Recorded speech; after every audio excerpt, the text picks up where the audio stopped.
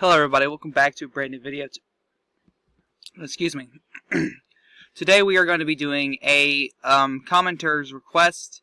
We're going to be doing a 1912 alternate presidential election. We're going to be doing President Theodore Roosevelt, and I have chosen Howard Taft. I think his name is Howard Taft. Howard William Taft. I don't know, I get him and Robert Taft mixed up. I know Robert's his son, I'm pretty sure, so my bad. So I picked Taft as his vice VP.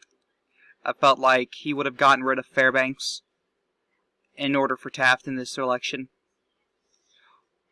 Or he would pick Taft as his VP after overthrowing him in the primary. That's what I would assume.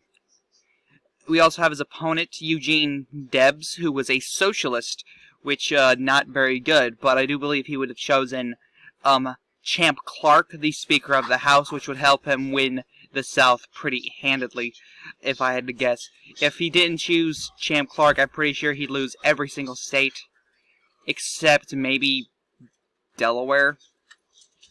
Maybe. I don't know. Eugene Debs was a socialist, not popular. He was only popular among a few small groups of people. It's not good. So it's going to be a massive landslide. Is pretty much. So we're going to start filling out the map. Don't expect Eugene Debs to gain any sort of momentum. California will be likely. Nevada as well. Arizona will be lean. All these states would be turned off by the whole socialist thing. The only reason why he's doing so well in the South is because Clark is on the ticket. Delaware will be the closest, I believe.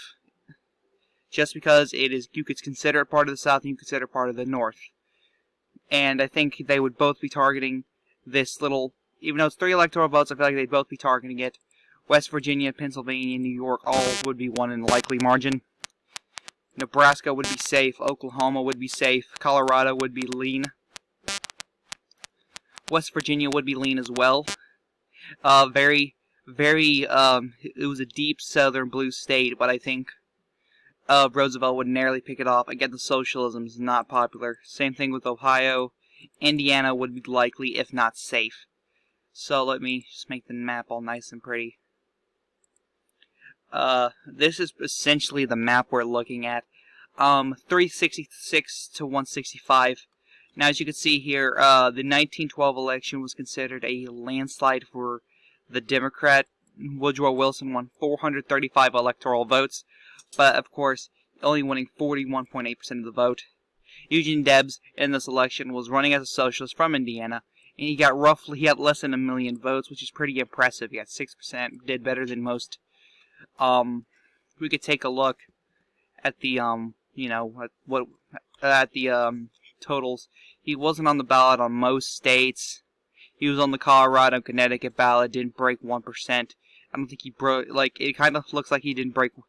He honestly didn't break 1% in any state. The best he did was in Washington. He got 0.5%, and he got 1,000 votes in altogether. He got 2,000 in Minnesota. He got 3,000 in Indiana. So I would most likely change this to a lean. He got 1,000 in Connecticut. I think Minnesota would be closer. They have a history of electing strange individuals, as Red Eagle would say. But yeah, I don't see Eugene Debs being all that successful. I mean, honestly, if you want, you could say that Texas, North Carolina would be likely, but probably not, because all these states down here all went to Woodrow Wilson over 20%. South Carolina went to him by over 90, as I can take a look now. South Carolina, yeah, went to him by 93 percentage points. 48,000 votes in South Carolina. I think that's, let me see here. Yeah, that's Roosevelt.